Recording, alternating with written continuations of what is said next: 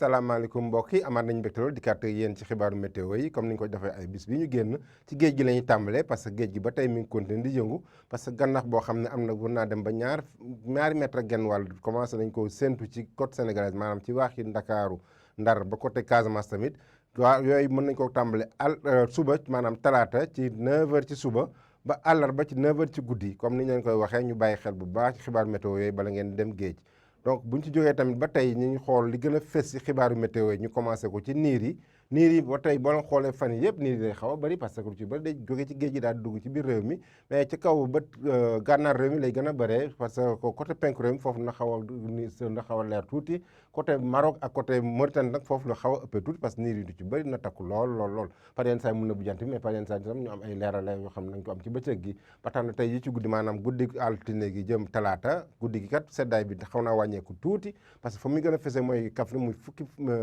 degré ak juróom Ndakaaru ba tey moo xaw a yemamaay tuuti te seddaay bi du fes noonu guddi gi parce que na am ñaar fukki degré juróom fukki degré juróom-ñeent ñu am ko Mbour fukki degré juróom-ñaar ñu am ko fële ca Thiès mais seddaay bi nag na wàññeeku tuuti boo leen xoolee côté Casamance bi fi ñaar fukki degré ñaar fukki degré ñett la ñu am Sédhiou Kaolack na ko noonu Fatick ñu am ñaar fukki degré ñett ba ca kaw noonu côté Linguère ak côté Podor yooyu yëpp ak ñaar fukki degré lu tegal lañu am Matam na xaw a seddu tuuti ci fajar gi parce que na am fukki degré ak juróom-ñett Bakel am ñaar fukki degré Bakel mooy xaw a tàng tuuti ci guddi gi Bakel Tambacounda moom ak Bakel ñoo xaw a toll parce que na am ñaar fukki degré Tambacounda am ñaar fukki Kédougou am ñaar fukki degré Kédougou tam guddi gi mooy xaw a tàng tuuti parce que moom ak Dakar daanaka ñetti degré moo leen xaajale bu ñu demee ba ci bëccëg maanaam bëccëgu talaata gi ñu xool tàngaay yi nu muy tëddee maanaam Ndakaaru la gën a yemee tàngaay bi na am fanweeri degré fële ca Ndakaaru fanweeri degré ñaar ñu am ko Thiès fanweeri degré ñaar ñu am ko ñett ñu am ko Mbour ba nga xoolee tàngaay bi ma xaw naa yokku tuuti par rapport ak ay bis bi ñu génn parce que ay bis bi maanaam